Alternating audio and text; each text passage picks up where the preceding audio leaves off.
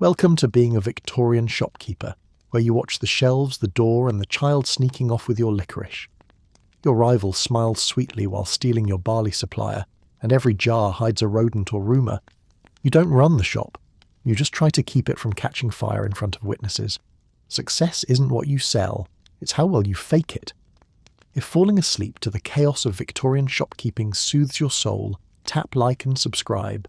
Tell me where you're listening from, and what hour your mind wandered into a shop on the corner of wobbly shelves and half-price regrets. There's comfort in knowing we've all stood behind the same crooked counter of the past. Now dim the lights, settle in, and step quietly into a shop where secrets hide behind every jar and the dust never settles. You're jolted awake by the shutters rattling like a bad houseguest who forgot their keys. It's still dark outside. Not the kind of cosy, candlelit dark that makes you want to curl up with a book, but the kind that sneaks into your bones and refuses to leave all day. Your breath puffs out like a steam engine as you fumble for your waistcoat, stiff from yesterday's starch, and mentally prepare to grin and bear another day of selling things no one really wants. Downstairs, your empire awaits, 3 feet wide, 2 shelves deep, and packed with tins and bottles so dusty they could star in their own archaeological documentary. Nobody's bought half this stuff in decades, but tossing it would be like committing retail sacrilege. You light the lamp, its flickering flame reminds you just how much money you're burning on whale oil, and flip the open sign like it's a drumroll for a crowd that probably won't show up until the bread queue next door finally moves. Today, just like every day, you'll stand behind that counter and pretend this shop isn't slowly plotting your demise, while hoping the cat napping on the flour sack is more helpful than hazardous. Victorian shopkeepers weren't entrepreneurs so much as they were survivors, caught in a web of debt, dampness, and the eternal disappointment of bulk flour. Most lived in cramped rooms directly above or behind the shop, where privacy was an abstract concept and personal space meant the cupboard under the stairs. These shops weren't the gleaming Victorian department stores of London brochures. They were dim, cramped, and often smelled like cheese trying to retire quietly in the back corner. Merchandise was displayed in a chaotic symphony of glass jars, wooden barrels, and paper parcels, many of which had to be restocked by hand from deliveries that may or may not arrive that week, depending on fog, train schedules, or the temperament of one very hungover horse. Prices weren't marked. You haggled, you bartered, or, if you were particularly unlucky, you extended credit and hoped they didn't die before paying you back. But still, the shop was a lifeline. It was the heartbeat of the street, a place where news, gossip, and the occasional tin of biscuits changed hands. And tomorrow, it would all start again. Because in the world of Victorian shopkeeping, routine was survival, and survival was just another word for staying upright while everything leaned slightly left. The first customer of the day isn't so much a person as a shape in the fog, wrapped in a shawl, muttering about soap. She doesn't knock, just shuffles in as if summoned by the mere scent of coal dust and despair. You greet her with a cheerful nod that costs more energy than you can spare, and pretend not to notice her wiping her nose on the sleeve of her coat. She smells like damp wool and boiled cabbage. She's here for lye soap, and if you're lucky, she'll pay in coin instead of haggling you down with a handful of buttons and a compelling story about her sister's cousin's cat. Behind you, the scales are already off kilter, the cash drawer won't close, and you can't remember if that barrel of vinegar was sealed properly, or if today's the day the stench of regret finally escapes. You cut the soap, wrap it in wax paper, and offer a tight-lipped smile. She leaves you a single copper and a warning about the milkman. The door creaks shut and you're alone again. Just you, the dust, and a growing suspicion that none of this is actually profitable. Soap was an absolute necessity in Victorian England, but not always a pleasant one. Most small shopkeepers sold a rough homemade version, yellowish bricks of soda and fat so pungent they could strip varnish. It was cheap, it was caustic, and it was often displayed in enormous slabs behind the counter, hacked off with a wire like a wedge of particularly vengeful cheese. Customers weren't loyal, they were desperate. Many couldn't afford full bars, so they bought by the ounce or inch. Shopkeepers learned to measure with impressive precision, wrapping soap in wax paper to trap the smell before it offended the sugar shelf. And since lye soap could burn the skin if mixed wrong, most sellers lived with the subtle anxiety that they might accidentally ignite a local scandal, or a rash. But soap, for all its stink, was a dependable sale. Unlike exotic goods or fancy tins of imported tea, soap didn't sit on shelves long. It scratched the line between cleanliness and class, and even the poorest customer would scrape together enough for a sliver, because smelling slightly less like a coal bin might be the closest thing to dignity they'd afford all week. The scale doesn't lie, but you do. Not out of malice, mind you. Just a gentle nudge here, a fingertip there, the artful placement of a sugar scoop to make it tip in your favour. You've got to. The margins are thin, and your customers have eyes like hawks and tempers like wasps. They'll squint, lean in, demand reweighing, sometimes accuse you of shorting them on flour by half an ounce, as if that half ounce might be the difference between a pudding and a tragedy. You pretend not to notice as they tap the counter impatiently, calculating in silence. You smile, spin the weights, and say things like, fresh from the mill, or just arrived this morning, even if it arrived 3 weeks ago in a crate that still smells like fish. This scale is your altar, and with it you perform miracles, making stale goods seem fresh, small scoops seem generous, and your shrinking patience appear bottomless. In Victorian shops, the weighing scale wasn't just a tool, it was a battleground. Most general goods were sold loose: flour, sugar, rice, tea, oats. Pre-packaging was a luxury few could afford, and standardization was more of a theory than a guarantee. A dishonest shopkeeper could tip the scale with a concealed thumb or a strategically placed object, while clever customers tried to catch them in the act, sometimes bringing their own pocket scales to double-check the honesty of their purchase. The weights themselves were often tampered with, shaven slightly to create a profitable discrepancy. And because many shops didn't have a licensed inspector, regulation was mostly left to community rumour. Reputation mattered. One whisper about dodgy weights could send a shopkeeper into financial freefall faster than spoiled treacle. Despite the deception, or perhaps because of it, scales became symbols of fairness and commerce, perched on countertops with an air of solemn importance. They weren't just measuring goods, they were measuring trust, desperation and survival, one careful ounce at a time. There's a smell in the shop that's gone beyond identification. It started faintly last week, a sharp tickle at the back of your throat, but now it's grown bold, confident, and strangely sentient. You've sniffed every barrel, checked every jar, even accused the cat, but you know, deep down, it's the cheese. It always is. You approach the culprit cautiously, like it might lunge. The rind has bloomed into something science hasn't named yet, and the colour has shifted from yellow to concerning. You chip off a sample, praying it holds together, and rewrap it in the same wax paper you've used twice already. If a customer asks, you say it's well-aged, and if their eyes water, you just call it authentic. Cheese in Victorian shops was not refrigerated, and it certainly wasn't pasteurised.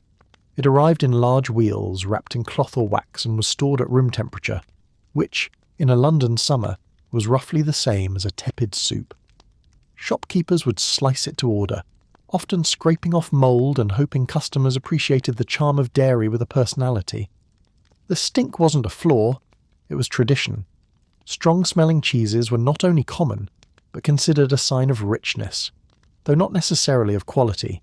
A particularly ripe cheddar could perfume an entire shop, influencing everything from the licorice to the sewing needles.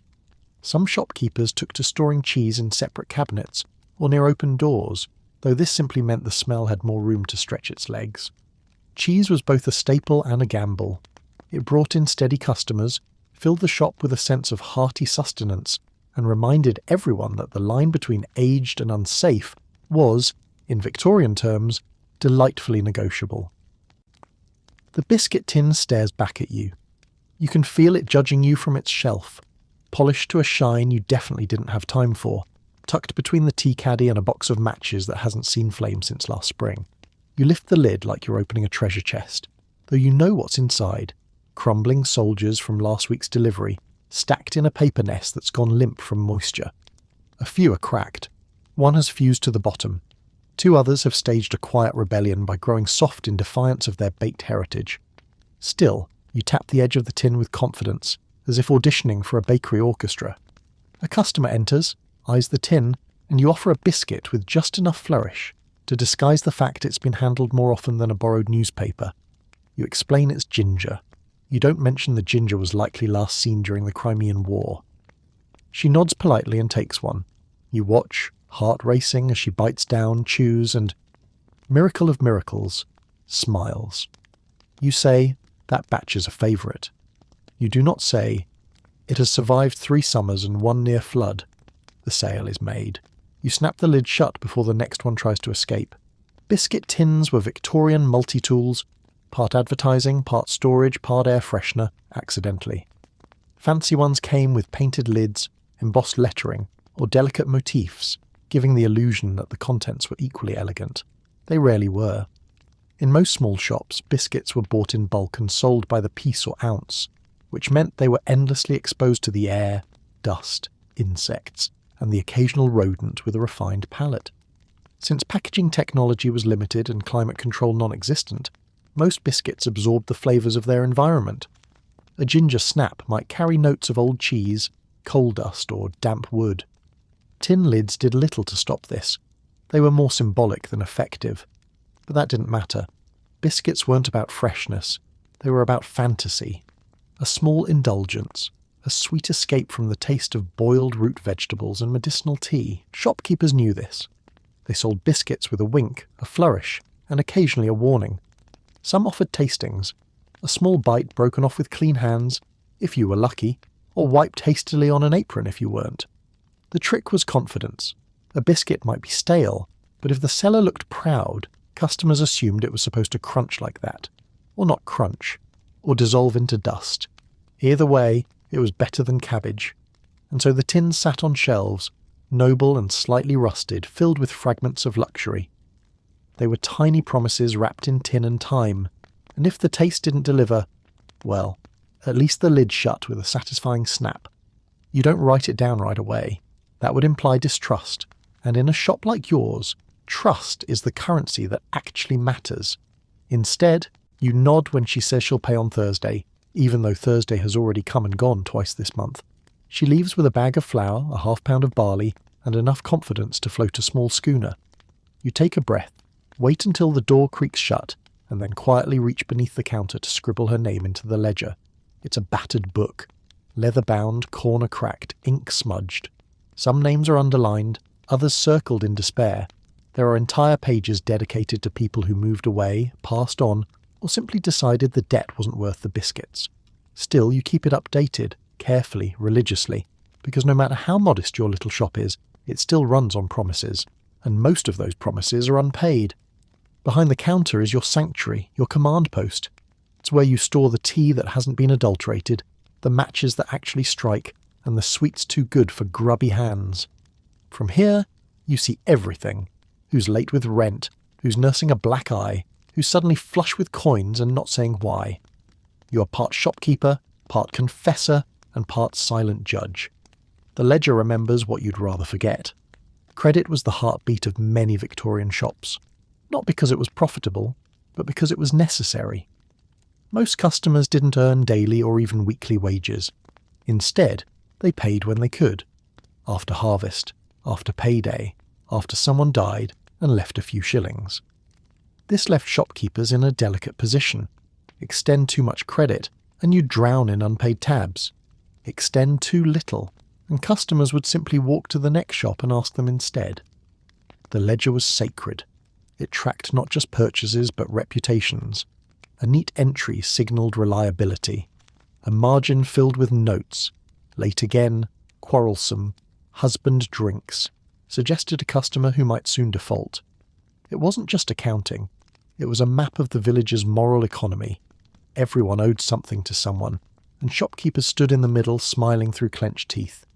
Some added interest to long-standing debts. Others accepted goods or services in trade, eggs, lace, or help unloading barrels. But most simply waited, hoping that December would bring payment, or at least a tin of biscuits and an apology.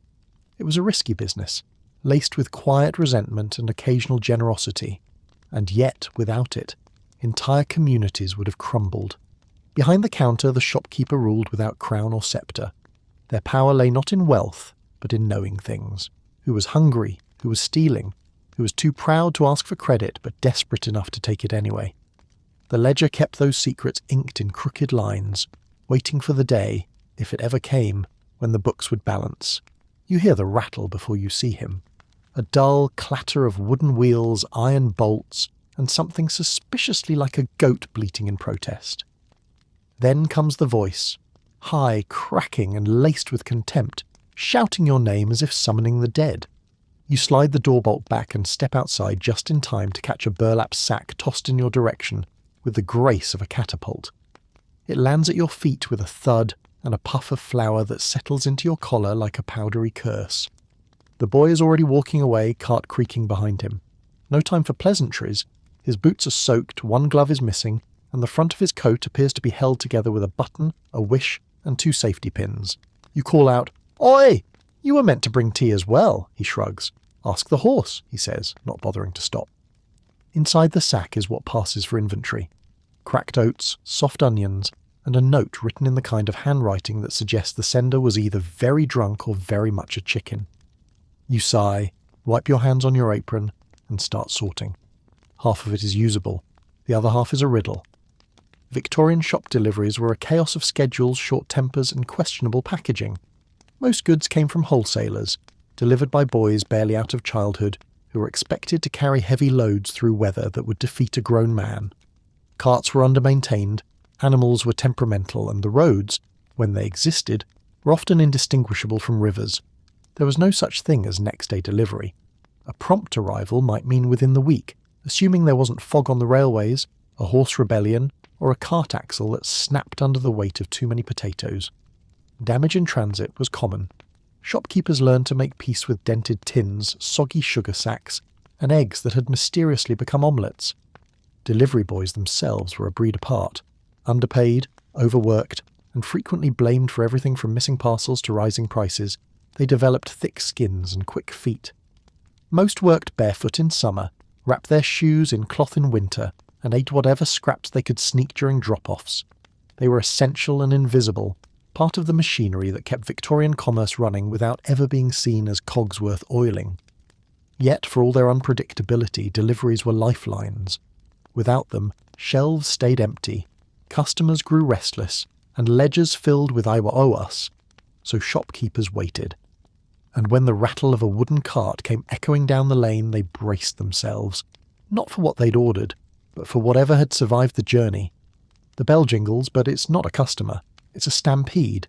5 children, all elbows and urgency, charge the counter like cavalry in muddy boots. They don't speak so much as chant, "Licorice! Pear drops! Humbugs!" the sacred trinity of their sugar-stained religion.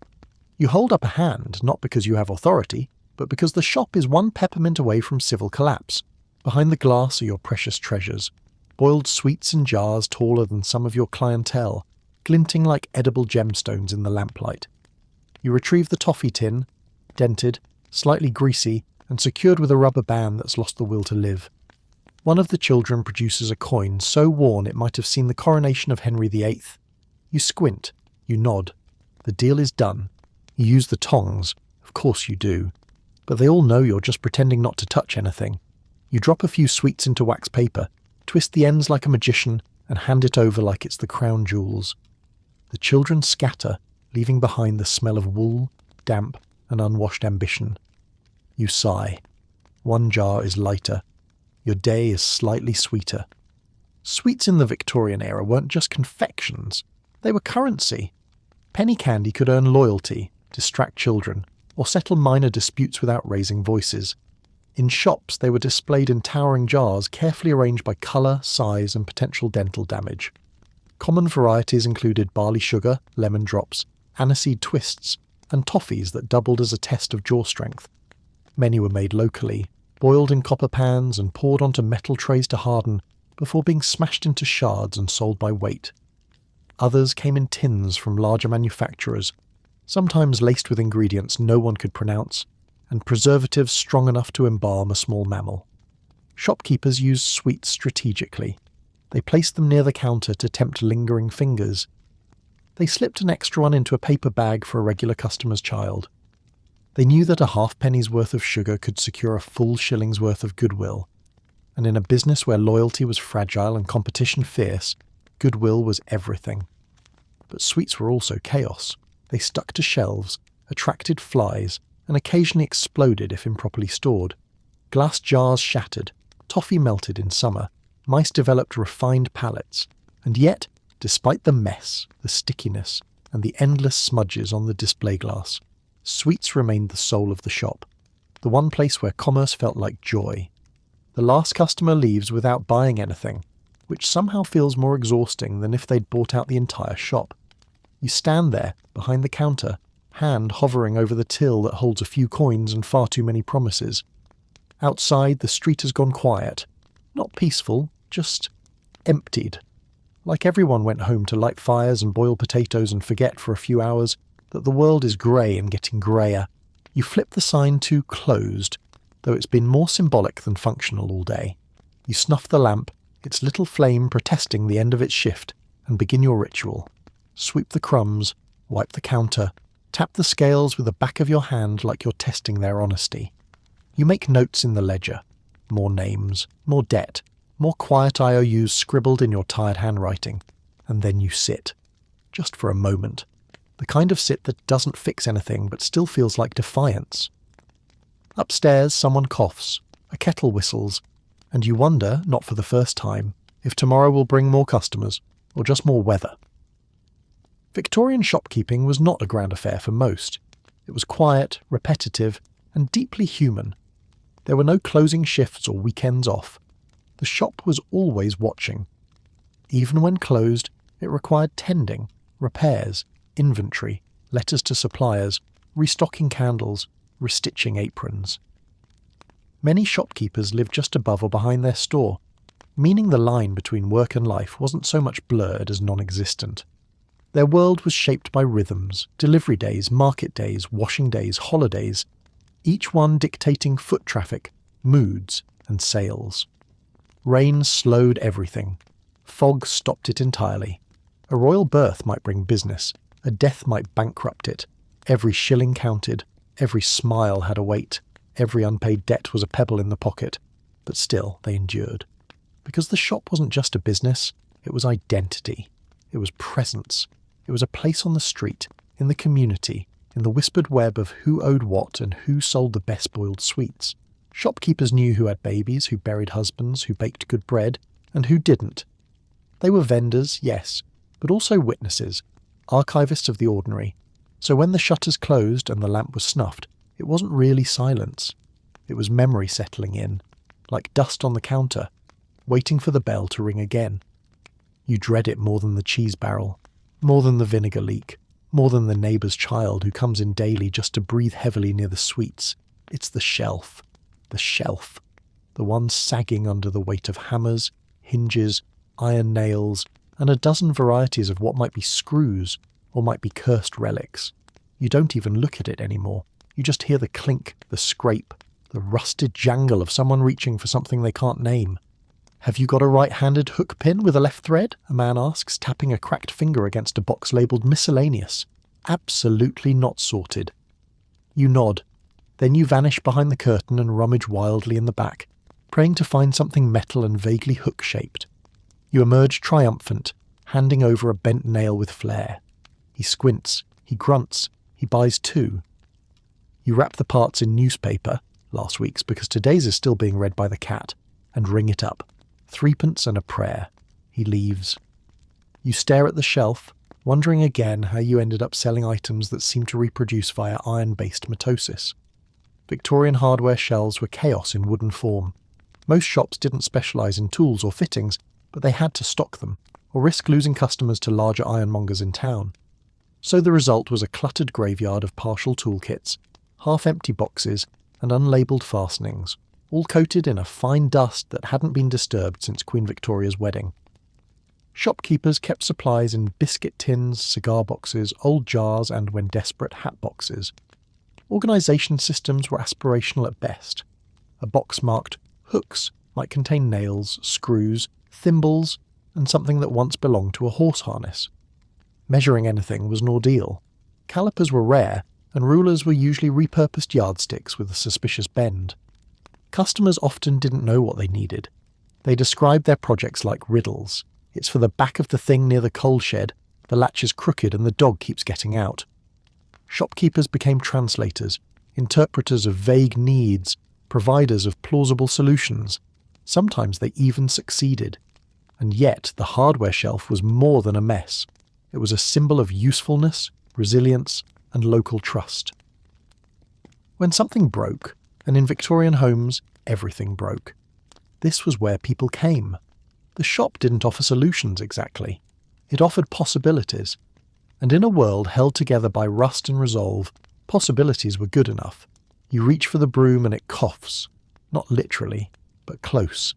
A cloud of soot, straw, and something that might be dead flies erupts from the bristles like a protest. You slap it against the wall once for morale, then drag it across the floor with the same enthusiasm as a condemned man pushing a wheelbarrow. It's closing time and the shop demands to be scrubbed, not cleaned, never truly cleaned, just deferred. You dunk a cloth into the vinegar bucket, wring it out with a grimace and start wiping the glass jars, each sticky with some unknown mix of sugar, tea dust and child fingerprints. The rag comes away brown. You don't ask why. There's lye soap on the shelf, carbolic tucked behind it, and a brush so stiff it's basically a medieval weapon. Still, customers want to see tidiness. Not cleanliness, mind you. That's a rich man's game. Just the illusion that filth isn't winning. You tuck the mop behind the counter and light a lamp to make the grime glow a little warmer. It helps, a bit. In Victorian England, filth was the default setting. The battle against it wasn't one you won, just one you postponed. Most shops stocked basic cleaning supplies, blocks of harsh yellow soap, stiff-bristled brushes, vinegar by the jug, and occasionally a miracle powder that promised to whiten everything from curtains to teeth. Spoiler, it didn't. Soap was usually homemade or purchased in crude slabs that could strip both paint and skin. It was sold by weight, wrapped in waxed paper, and kept behind the counter because the scent had a way of settling over everything else like an unpleasant fog. Carbolic soap, known for its germ-killing properties and eye-watering scent, was considered a modern marvel, even if it left hands raw and customers woozy. Scrubbing brushes were equally unkind. Made with stiff fibres or coarse animal hair, they turned cleaning into a form of penance. Dustpans were optional. Most shopkeepers swept out the front door, sending the day's filth back onto the street where it rejoined the rest of London's collective grime. Still, cleanliness had social weight. A tidy shop implied order, morality, and trustworthiness. A grimy one hinted at bankruptcy. So, each day, shopkeepers waged quiet war with buckets, rags, and elbow grease. Not because they believed they could win, but because losing meant shame, and shame, unlike filth, lingered. You lift the tea canister with a reverence usually reserved for relics or funerals. The lid sticks, as it always does, sealing in the damp bitterness of months-old Assam and the sharp tang of metal. Inside, the leaves sit like dried confetti from a party no one enjoyed. You stir them gently, not to mix but to fluff. It's an old trick. Padding. The illusion of abundance. You once sold 3 ounces that way, all air and bravado. A customer steps in. She's the kind who brings her own paper to wrap it. No time for frills. She asks for Ceylon, raises an eyebrow when you say, fresh, and leans forward like she could smell the truth on your breath. You reach into the tin, scoop just enough to make it believable, and weigh it out with the delicacy of a watchmaker. Looks light, she says. It's the weather, you reply. It isn't. But she nods, you smile. The canister's half empty again. Tea in Victorian England was part sacred ritual, part theatre of deception. Imported from India and China, it passed through a labyrinth of hands before it reached the shop. Wholesalers, blenders, packagers, and anyone with a funnel and access to sawdust. By the time it landed in the canister behind the counter, it had already lived several lives, not all of them legal. Adulteration was rampant. Unscrupulous vendors bulked up cheap tea with chopped leaves from other plants, sloe, willow, hawthorn, or even iron filings to increase weight. Some mixed in black lead or powdered dye to restore lost colour. Customers knew, they still bought it. Tea was weighed by the ounce, spooned into waxed paper or newspaper twists, and priced in painful increments. A few shopkeepers sold pre-packaged bricks for the middle class, wrapped in cheerful boxes that suggested luxury, even if the contents tasted like regret. Most relied on bulk tins, labelled optimistically, stirred frequently. But despite the fraud and the price, tea was non-negotiable. It was warmth, routine, a morning anchor in a life of shifting ground. For the poor, even the weakest brew gave a sense of dignity. For the shopkeeper, it was a chance to upsell, build trust, or, more commonly, quietly lie. And when the canister ran low, it wasn't panic that set in. It was strategy. A shopkeeper learned to fluff, stretch, and delay. Because in a world where everything boiled down to water, the right tea, or at least the appearance of it, was a kind of power. You hear them before you see them, scratching, skittering, the unmistakable shuffle of tiny feet moving behind the barley sacks, with all the grace of thieves who know they won't be prosecuted. You bang your broom against the wall, not to kill, just to remind. There are rules after all. Later, as you sweep, you spot the evidence. Teeth marks on a soap wrapper, droppings near the licorice barrel, one suspiciously half-eaten biscuit that you're fairly certain you didn't half-eat. You sigh, you light a candle, you check the traps, empty again, except for one that appears to have been neatly disarmed. You suspect they've unionised. The cat, naturally, is asleep, deeply. On the sack of flour you are supposed to sell today, you prod her. She opens one eye, purrs like she's paid hourly, then resumes dreaming. You resume sweeping, already preparing your best. They must have come in overnight face for tomorrow's customers. Vermin were inevitable in Victorian shops. No amount of sweeping, shouting or soap could keep them out. Not when bags of oats, flour, sugar and dried fruit sat exposed or stored in wooden crates sealed with optimism and string. Mice slipped through floorboards. Rats chewed through barrels. Even in the best run shops it was less a question of if they were there and more of how many. Some shopkeepers embraced feline help. Cats, often mangy, half-wild things, were unofficial staff. They were paid in saucers of milk, occasional bits of fish, and warm places to nap. But their effectiveness varied wildly. Some cats were hunters, others were politicians, negotiating truces with the rodent population in exchange for peace and prime napping rights. Poisons were available but dangerous. Arsenic-laced powders and phosphorus paste could be as fatal to the family as to the pests. Traps were more common. Spring-loaded metal jaws, wooden boxes with bait, and even homemade contraptions involving buckets and buttered planks. Results were mixed. Rats were smart. Mice were faster than you'd think. And if your shop backed onto an alley or a drain, you could kiss your dried currants goodbye. Still, shopkeepers learned to live with it. They swept in the morning, hid the worst of the damage, blamed the supplier, and when a customer asked if they had any infestations, they smiled and said, "Only the charming kind." Because in the end, the rats weren't the worst part. The worst part was realising that, in some corners of the shop, they were more efficient than you. You find it on the third shelf behind the vinegar jug, a tin with no label, no lid, and no memory of when it arrived. You shake it. It rattles ominously. You sniff it. Nothing. You tilt it toward the light and see what looks like dried fruit, or possibly shoe polish. You consider opening it, but the last time you did that, it hissed. A customer walks in, eyeing the shelves. You tuck the mystery tin behind the treacle and pretend not to know it exists. It's a familiar ritual. There's always one. The orphan tin, the misfit jar, the can that came in on someone else's invoice and stayed like an unwanted guest who never stopped wearing their coat. You once tried to sell one of these mystery tins by describing it as imported. The buyer came back 2 days later and asked if jam was supposed to fizz. You gave them a refund and buried the rest behind the barley bin. No one ever found it, or rather no one ever admitted to finding it. In the Victorian era, packaging was less science and more suggestion. Labels peeled, inks faded, and sometimes tins were repurposed entirely. A biscuit tin might hold tobacco. A tea tin might hide mothballs. More than one Victorian child learned the tragic difference between peppermints and lozenges laced with chloroform. For small shopkeepers, mislabelled or mysterious tins were occupational hazards. Stock arrived sporadically, often poorly marked, and in crates that had been used for everything from soap to sardines. Customs paperwork was rare. Handwritten notes, smudged, vague, and alarmingly poetic, were more common.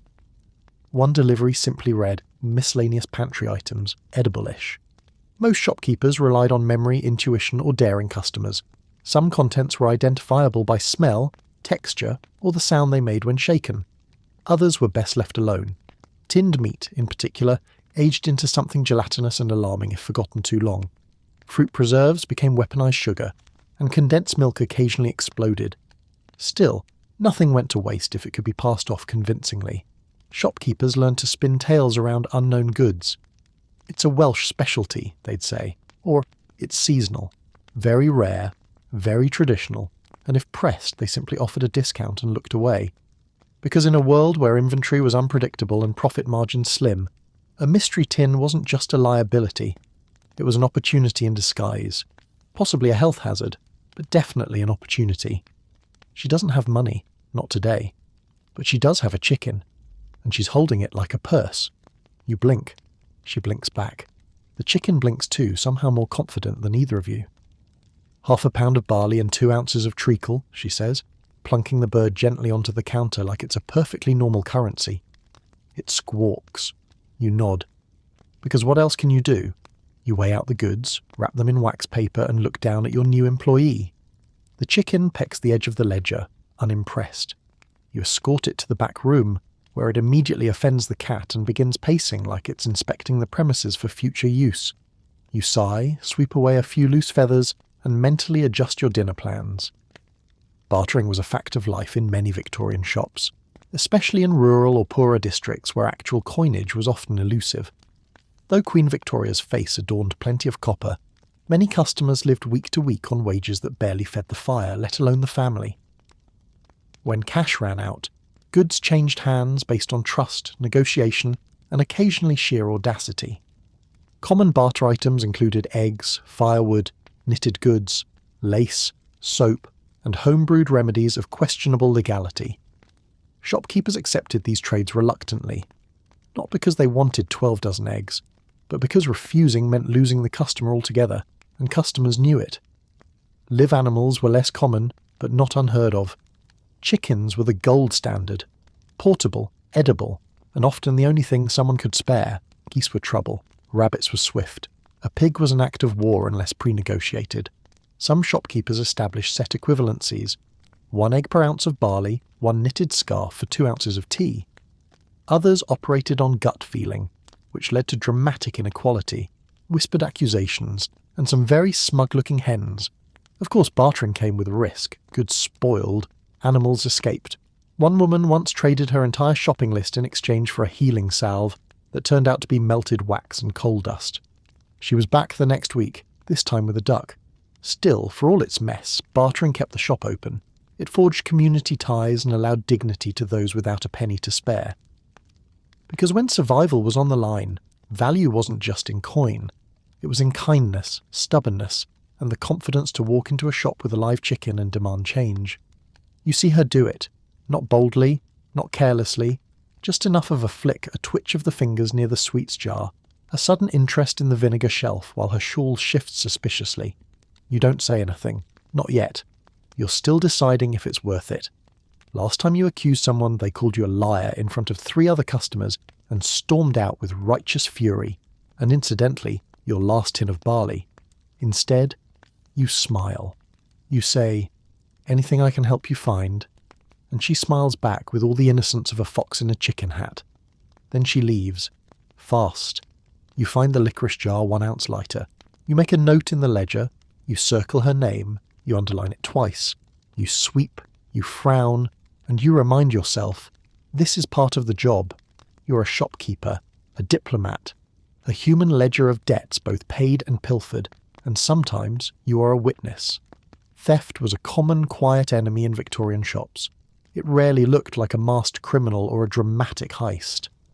More often, it was a child's quick hand near the barley bin, a shawl that rustled a little too much near the sweets, a gentleman who asked too many questions about the soap, while a companion browsed, alone near the till. Most shopkeepers couldn't afford real security. There were no cameras, no guards, and certainly no insurance.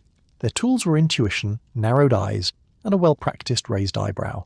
Some kept bells on the door, others placed mirrors behind shelves to catch reflections. A few positioned the squeakiest floorboards near the high-value stock, so anyone creeping too close would give themselves away with a traitorous creak. Children were the most frequent culprits, usually boys emboldened by dares or desperation. But adult theft wasn't uncommon, particularly in winter when hunger made morals malleable. Punishments were harsh if caught. Public shaming, arrest, even jail time. But most shopkeepers didn't report minor theft. The cost of making enemies in a tight-knit neighbourhood often outweighed the value of the stolen goods. So they adapted, moved the sweets behind glass, kept the good soap out of reach, wrapped the more tempting tins in layers of paper and gilt, and when something inevitably disappeared, they added another mark in the ledger, not under sales but under losses.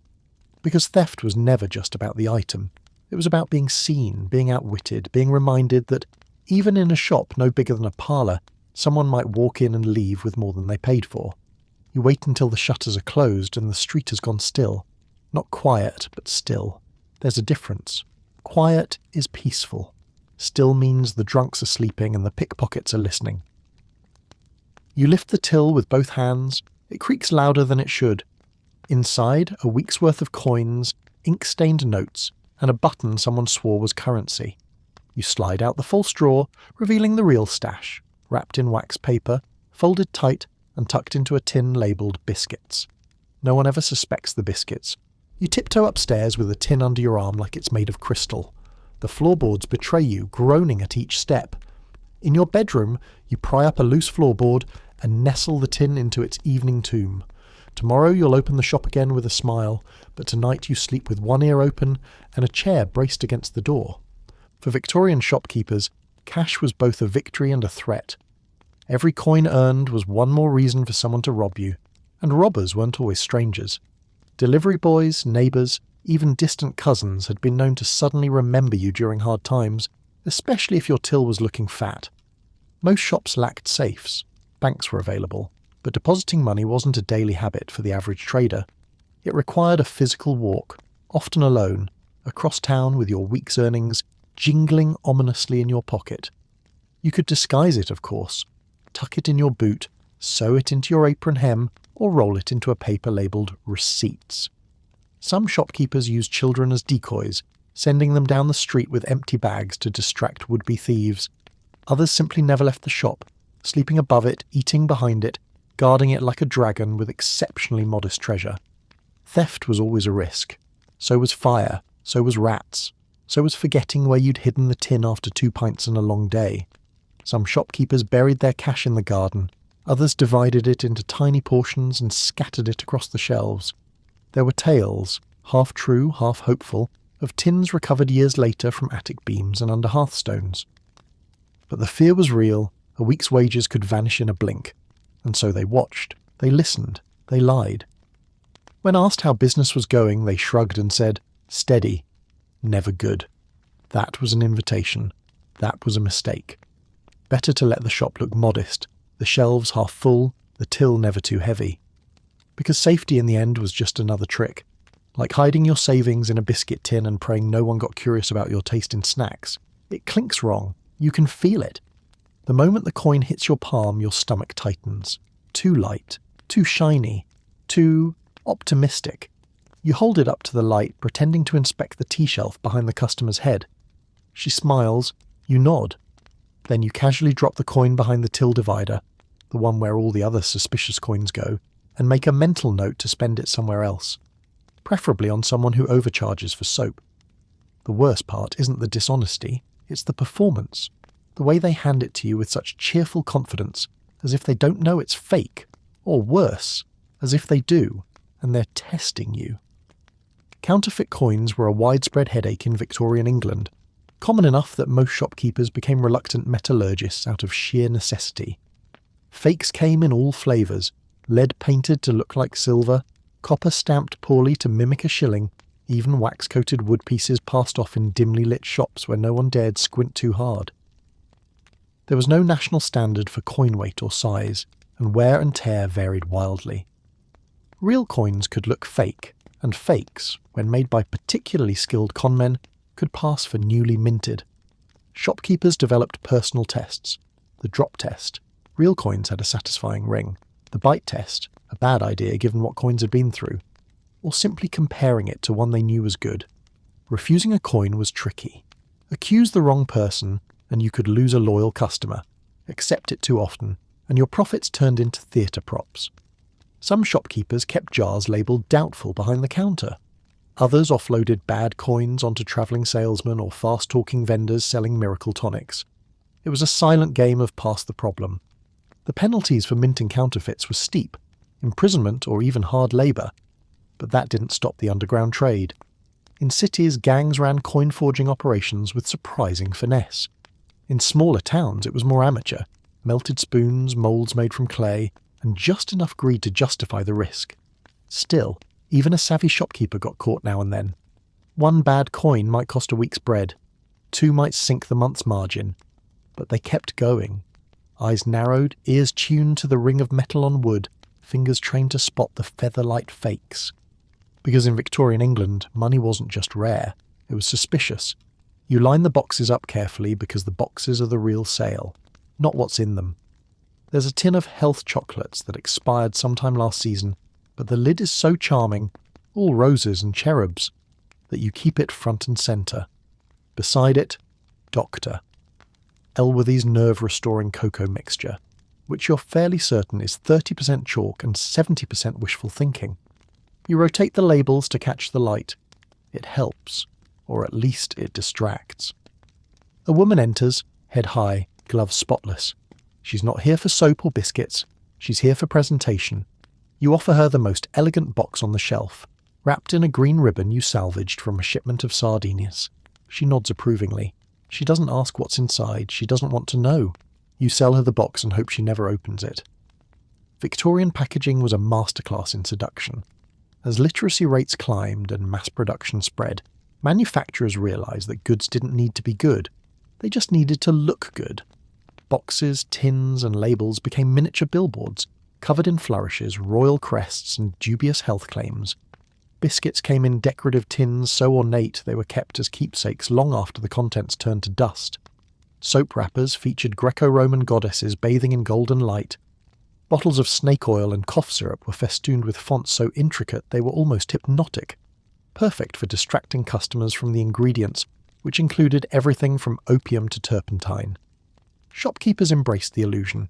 They stacked colourful boxes by the window, angled tins to show off shiny sides, and stored the ugly essentials, coal, barley, sardines, out of sight.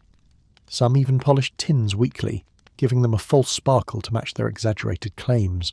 The problem? Contents didn't match the promises. Ink faded, dyes ran, and digestive biscuits were often just flour and despair. One popular brand of stomach tonic was eventually banned for containing strychnine. Until then, it sold remarkably well. Still, customers wanted to believe. They weren't just buying soap, they were buying status. A box printed in French, even if badly translated, felt more cultured. A tin with Queen Victoria's face conferred royal approval, even if the product inside was made in a shed behind a butcher's shop. And so the dance continued. Shiny lies, eager eyes, and the quiet agreement that packaging, like coinage and gossip, didn't have to be honest. Just beautiful. You hear her before you see her. Soft footsteps. A cough she's trying to stifle. Then a knock. 3 quick taps on the wood, too polite to demand entry, too nervous to just walk in. She steps inside with her eyes fixed on the floorboards. Her boots are wet. Her hair is slicked to her forehead, half undone from the wind. In one hand she clutches a damp shopping list. In the other, a basket lined with oilcloth, half folded like she couldn't quite manage both a door handle and propriety at the same time. You recognise the handwriting. The mistress's list is always penned in blue ink, underlined and condescending. Half loaf, not full. Last batch 2 course. It might as well say, don't let the girl embarrass me. You take the list and nod, then watch as she slowly looks up, just enough to make sure you're not sneering. She doesn't say much. They never do. You weigh out the sugar, wrap the soap, and place the items carefully in her basket, away from the matches. She offers the coins from a small purse she's obviously been warned not to lose. One is wet, one is bent. You take both without a word. She mumbles thank you, and turns to go, but pauses at the door. Mistress says to write it down if I'm short again. She says she'll settle it Friday. You nod again. She nods too, grateful to be believed, then vanishes into the mist, basket swinging like the only thing holding her upright. In Victorian England, many women, especially from the middle and upper classes, didn't shop themselves. They sent servants. Typically young girls between the ages of 10 and 16, errand runners were entrusted with the impossible, buy exactly what was listed, spend not a farthing more, and return without bruised fruit, wet bread, or rumours about stopping to flirt with the butcher boy. For the shopkeeper, these girls were routine. Ghosts in wool coats, moving quickly and quietly. They rarely spoke. They often didn't know how to ask questions or dispute a price. Some brought ledgers with precise instructions and blank spaces for signatures. Others delivered scoldings from their mistresses with the theatrical venom of a messenger trained by household humiliation. Mistakes were expensive. Return with the wrong item and you might get the strap. Forget the change and you'd be accused of theft. Spend too long chatting and you were idle. Spend too little and you were rude. Shopkeepers, aware of this tightrope, often offered gentle corrections without drawing attention, but not all were kind. Some took advantage, shaving ounces, swapping older goods, or issuing stern warnings designed less to teach and more to remind the girl of her place. Still, these girls kept the wheels turning. They carried shopping lists, rumours, recipes, apologies, and the weight of someone else's reputation. They learned to memorise instructions, interpret tone, and never, ever return home without the eggs, even if they had to cradle them in a mitten and walk 3 streets out of the way to avoid the mud. And though most faded into the background of the shop, the smart ones watched, listened, learned prices and names, and which tins were shiny lies. Because in the quiet hours when no one thought to notice them, they noticed everything. The roof starts dripping around noon. Not a leak exactly. That would imply a single dignified point of failure. This is more like a drizzle from the ceiling. It begins over the flour bin. You shift the bin, it follows, you move it again. The leak relocates, as if the ceiling is playing a game and you are very bad at it. By mid-afternoon, your floor resembles a swamp. A customer walks in trailing mud across the tiles, like he's auditioning for a tragic poem. The windows fog. The door won't close unless you body slam it. You stuff a rag into the gap beneath it to keep out the puddle that now lives outside. The rag fails. You mop. It returns. The rain hammers on the glass jars like they owe it money. You check the roof bucket. Full. You check the back room. Damp. You check your own socks. Squelching. You try to weigh out sugar with damp hands. You try to count change while your sleeves drip. A child sneezes directly on the barley. A gust of wind blows the door open again. You briefly consider setting the whole shop on fire and starting over. Instead, you make tea, with water warmed by candle in a chipped mug you don't let customers see. You drink it in the dark, listening to the storm and wonder if your roof is leaking or simply weeping. Weather was one of the greatest enemies of the Victorian shopkeeper, not just because it brought discomfort, but because it brought damage, delay, and rot. Shops were rarely insulated, roofs were prone to sagging, and gutters were theoretical. Rain flooded doorways, snow warped shutters. Summer baked your stock until the barley fermented in the bin. In towns and cities, soot mixed with drizzle to create a kind of black paste that coated windows, signs, and lungs. Wind-ripped awnings. Fog froze trade entirely. There were weeks where deliveries stopped altogether and goods spoiled waiting for customers who never arrived. Inside, leaks were everywhere. Roofs were patched with tin, felt, or sheer optimism. Some ceilings had buckets permanently stationed beneath their worst drips. Others sported stains the size of a small continent, slowly evolving with each season like a water-damaged map of failure. Damp was insidious. It crept into biscuit tins, curled labels off jars, softened soap, and bred fungi in places no fungi should go. Shopkeepers fought it with sandbags, string, wax paper, and desperation. They swept the water out only to sweep it in again the next day. And yet they opened the door each morning, adjusted the rag, replaced the bucket, smiled at customers with sleeves still damp from the first flood of the day. Because weather didn't cancel commerce, it just made it wetter. She's back, again.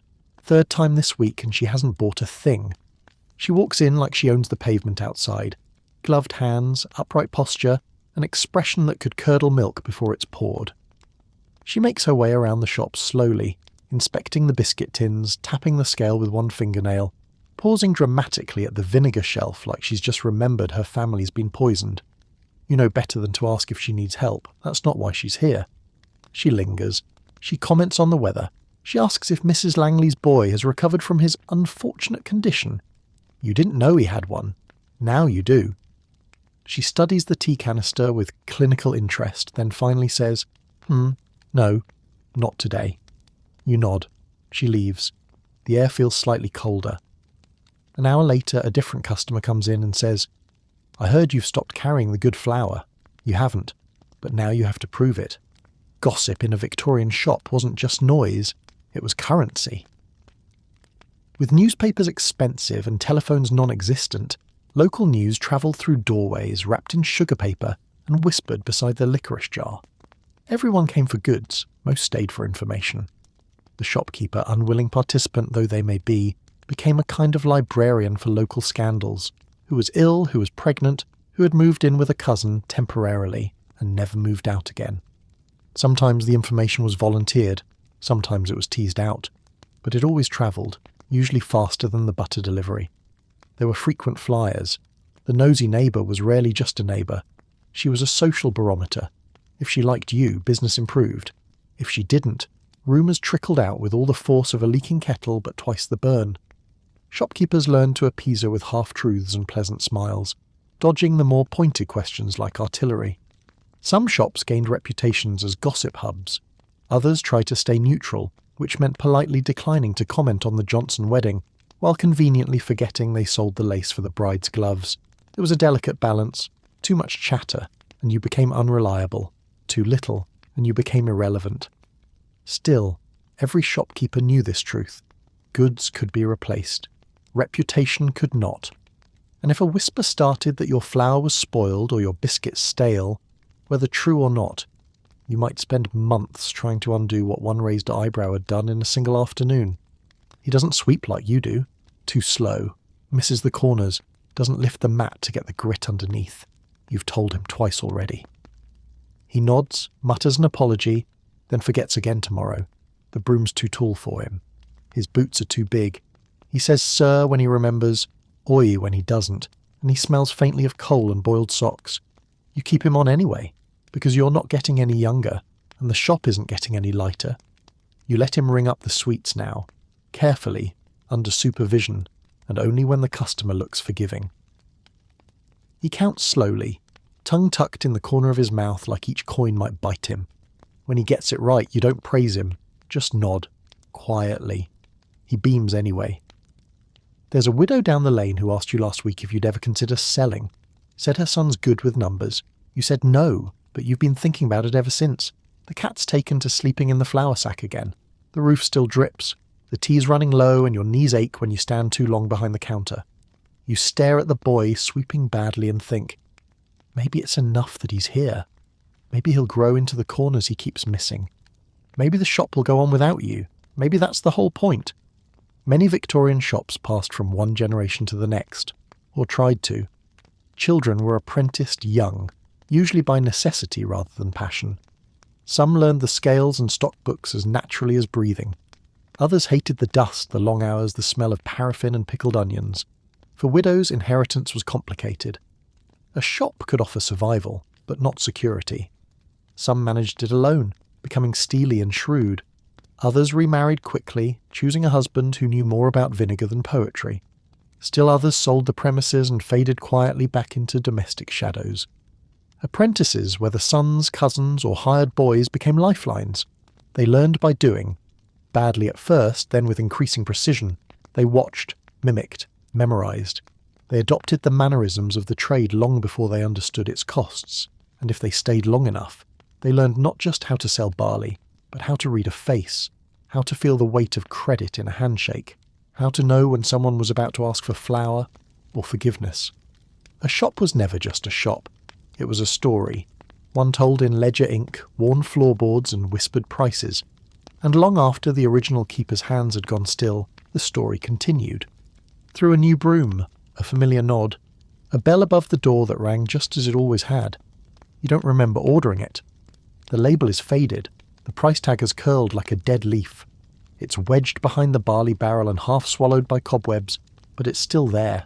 A tin of something, or maybe a jar, or possibly both. You nudge it gently, it doesn't budge, as if time has claimed it. Customers never ask about that shelf. You've tried to rearrange it, dust it, even slip the odd forgotten item into a bulk purchase. No one bites. You once offered the whole shelf's contents to a travelling peddler. He declined, said he didn't want to anger whatever spirit lived there. So the shelf stays, a museum of the unsellable. Tooth powder from a discontinued brand, 3 rusted tin funnels, a A single glove, right hand only. A tin of lemon extract that looks more like varnish every year. A tiny glass bottle of bluing that you now use only for dramatic effect. Every Victorian shop had a forgotten shelf. It wasn't intentional. It just happened. Products that never sold. Items that made sense once, during a specific week 5 winters ago, but now seemed alien and vaguely cursed. These forgotten goods lingered. Some were too niche, others too ugly. Some were simply displaced by better packaging, newer suppliers or passing fads. But most stayed because throwing them away felt wrong, wasteful, disrespectful to the effort it took to stock them in the first place. And so the forgotten shelf grew, slowly, stubbornly, into its own ecosystem. Shopkeepers dusted around it. Children were warned not to touch it. Cats occasionally climbed it, stared into the distance, and then fled, confirming its haunted status. Occasionally, one item would vanish, purchased, gifted, or quietly broken. When that happened, it caused panic. The balance was off. Something ancient had been disturbed. Shopkeepers would mutter about moving the vinegar shelf or making room for new goods, but it was always the same. The forgotten shelf demanded equilibrium. And yet it served a purpose. It absorbed time, held memory. Reminded the shopkeeper that some things, like the cracked scale weights or that jar of pickled walnuts from 1872, were not there to be useful. They were there to stay. Because every shop had ghosts, and sometimes they lived on the shelf no one touched. You spot her out of the corner of your eye like a bad weather front.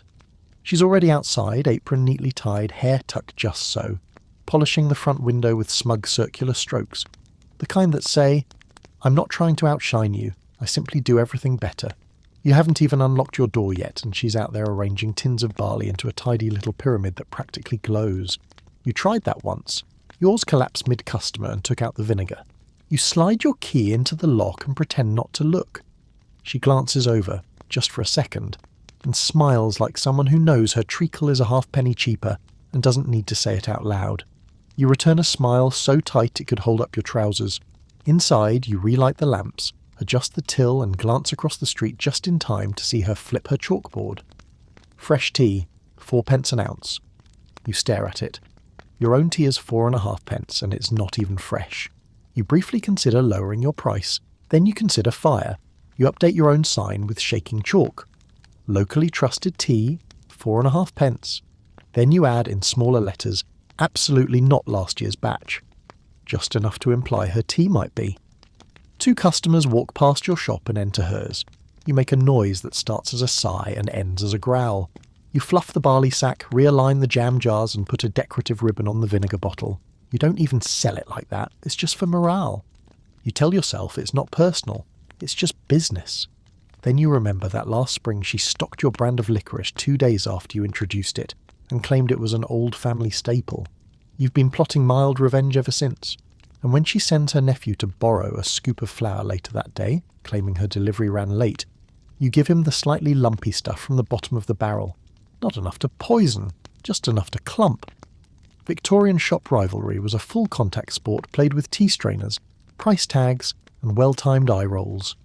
Shopkeepers competed for everything: better pricing, fresher stock, louder footfall, and the all-important local approval. Even a modest improvement in window display could send ripples through the neighbourhood like a stone tossed into a very nosy pond. Price wars were fought in chalk and whispers. If one shop lowered its barley by a halfpenny, the other offered slightly larger scoops, at no extra charge. A shop might claim their soap was gentler on skin, prompting the competitor to label theirs strong enough for dock workers. Claims were rarely provable. That wasn't the point. The point was winning. Window displays became competitive art galleries. Shops dressed their shelves like peacocks, with bright packaging up front and the dusty stuff hidden behind stacked tins of jam. Delivery days were performed theatrically. One shopkeeper famously began unpacking her tea crate exactly 10 minutes after her rivals, just to suggest she'd secured the fresher batch. Even personalities became weapons. One particularly charming grocer was said to have retained his customers not with quality produce, but with the best gossip on the street. A competitor hired her cousin to stand by the door and compliment people's hats as they walked by. Business doubled within a week, and yet, despite the pettiness, there was balance. A quiet understanding. Rival shops often relied on one another during shortages, sickness, or the occasional mouse uprising. They'd glare across the lane all day, but they'd still lend each other a broom when one broke. Because in the end, the only thing worse than your competitor doing too well was them not being there at all. She enters like she's been sent by Parliament. Tweed skirt, pince-nez, a paper list clutched like sacred scripture, and the expression of someone who expects to find incompetence and fully intends to enjoy it. You say, "Good morning." She ignores that. Instead, she marches directly to the counter, unfolds the list and says, "I require soap, the kind that doesn't foam, tea that doesn't stain teeth, and vinegar that won't upset my husband's disposition." You blink, you nod. You have none of these things. She taps the list. "Is the flour locally milled?" You say it is. She narrows her eyes. "From which mill?" You panic and say, "East." There is no East Mill. She smiles knowingly. You've passed the first test. Somehow. As you weigh out barley, she wanders to the jam shelf and announces, "Last week's jar tasted of Sunday shoes." You offer her a different brand. She frowns. Too cheerful. She inspects the biscuits next, picks one up, sniffs it, holds it to the light like it contains hidden messages, then places it back, in the wrong tin, and moves on to the soap. She lifts the bar, pokes it, and says, "This one's too square." You nod as if squareness were a curable condition. Then she pulls out a coin purse, frowns at the total, and asks if the barley comes with complimentary matches, as if you're running a charitable foundation for porridge lovers. You say no. She pays anyway, in halfpennies. One of them is damp. As she leaves, she pauses in the doorway and says, "Your windows are streaky." You smile, the door shuts, and you suddenly remember you were going to quit this job 2 years ago. Victorian shopkeepers didn't just serve customers, they survived them. The public could be delightful, loyal, even charming. But they could also be baffling, unpredictable, and in possession of the unique Victorian talent for speaking in statements that were somehow both insulting and a compliment. Some customers arrived knowing exactly what they wanted, and described it using no known system of measurement.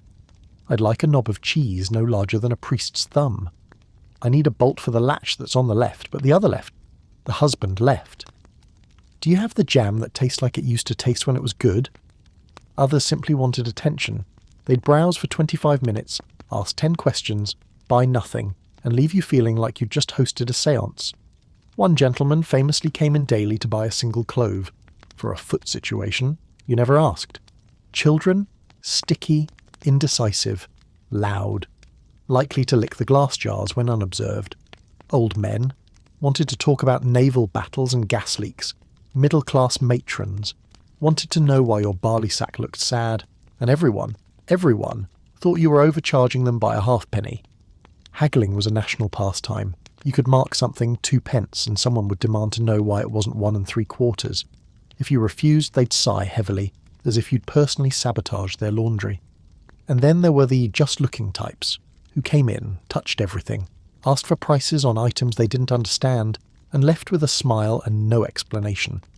But you tolerated it. All of it. Because for every baffling question and pointed complaint, there was one regular who brought you biscuits, or a little boy who said thank you and meant it, or a woman who called you dear like she meant that too. And at the end of the day, you blew out the lamp, counted your coins, and whispered softly into the silence of the shop, "At least no one asked for vinegar that doesn't smell like vinegar today." And so the shop settles once more. The jars are quiet. The scales are still. Outside, the gas lights flicker and a cart rattles past, its wheels humming the same tired tune as yesterday. You draw the shutter closed, turn the key, and take one last look across the shelves. At the tins that lied, the biscuits that crumbled, the broom that never quite swept far enough. Tomorrow someone will ask for vinegar that doesn't sting. Someone will insist their pence is worth more than math agrees. The floor will creak in all the same places, and still you'll open the door. Because this isn't just a shop, it's a stage, a puzzle, a sanctuary, a slow, crumbling monument to patience, pride, and the strange little poetry of everyday trade. And in this corner of Victorian life, among the rats, the ribbon, the rivalry, and the rust, you were never just a shopkeeper. You were the story itself. And now, as the last gas lamp dims and the dusty shelves settle into silence, I hope this slow walk through the Victorian shop has stitched itself quietly into your thoughts. Like soot on the jars or whispers behind the counter, you've counted coins that might be counterfeit, dodged sticky fingers in the sweets, and navigated shelves stacked with quiet threats. But now it's time to rest. The lamp flickers low, the shutters are closed, and for tonight our story tucks itself behind the worn door like a secret no one dares to speak aloud. If you're still awake, congratulations, you've survived another strange corner of history. Hit subscribe so we can unlock another dusty shelf tomorrow night. And as you drift, let the soft crackle of the fire carry you deeper, away from the dust, the disputes, and the quiet disguises of comfort, and safely into sleep.